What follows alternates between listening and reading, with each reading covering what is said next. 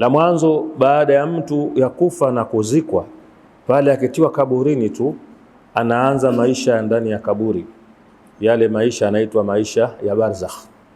Anarudishiwa roho yake pale, anaanza kuishi ndani ya kaburi. Ataishi pale mpaka siku ya kiyama.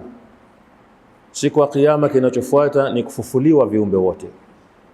Tutatoka katika makaburi yetu kwa amri ya Allah subhanahu wa ta'ala. Baada ya kufufuliwa, kinachofuata ni hisabu ya amali zetu, na baada ya hisabu kuna malipo ya akhera, na akhera malipo ni mawili tu.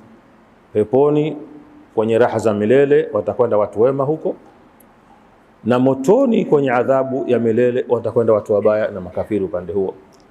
Bwana Mtume sallallahu alaihi wasallam amesema kuhusu kaburi ya kwamba kaburi linakuwa bustani miongoni mwa bustani ya peponi kama amezikwa mtu mwema ndani yake, na linakuwa ni shimo miongoni mwa mashimo motoni kama amezikwa mtu mwovu ndani yake. Hii ni sifa ya kaburi kama alivyoitaja Bwana Mtume sallallahu alaihi wasallam. Maiti akishazikwa pale kaburini, roho yake inarudishiwa, anaanza kuishi maisha ya kaburini. Na Bwana Mtume kasema walokwenda kumzika wanapoanza kuondoka, yule maiti anasikia zile sauti za viatu vyao, yuko hai, anaanza maisha ndani ya kaburi.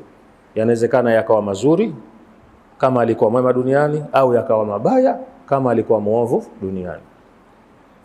Kuna mtumishi mmoja wa Saidna Uthman bin Affan radhiallahu ta'ala anhu, amesema ya kwamba Saidna Uthman bin Affan alipokuwa anazungumza habari za pepo na moto akilia, lakini alipokuwa anazungumziwa habari za kaburini akilia zaidi. Wakamuuliza watu wake, kwa nini unalia sana unapozungumza habari za kaburi? Saidna Uthmani akajibu, nimemsikia Mtume sallallahu alaihi wasallam anasema kaburi ndio mlango wa kuelekea akhera. Yakiwa mepesi ya kaburini, ya akhera yatakuwa mepesi zaidi, na kama yatakuwa mazito ya kaburini, basi ya akhera yatakuwa mazito zaidi. Tumwombe Allah tufanyie wepesi katika safari yetu hii. Na ndugu zangu katika imani, adhabu ya kaburi ni jambo la haki, jambo lipo.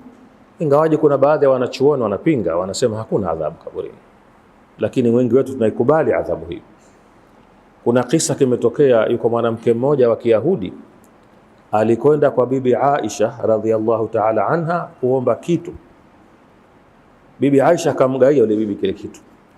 Yule bibi akamwombea dua bibi Aisha, akamwambia naomba Mwenyezi Mungu akuepushe na adhabu ya kaburi. Bibi Aisha alisikia yale kwa mara ya mwanzo.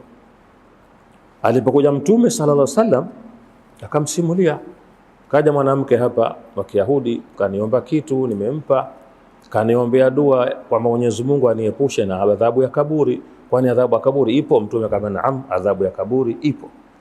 Na bibi Aisha anasema kuanzia siku ile Mtume sallallahu alaihi wasallam alikuwa katika sala zake zote anaomba dua ya kuepushwa na adhabu ya kaburi.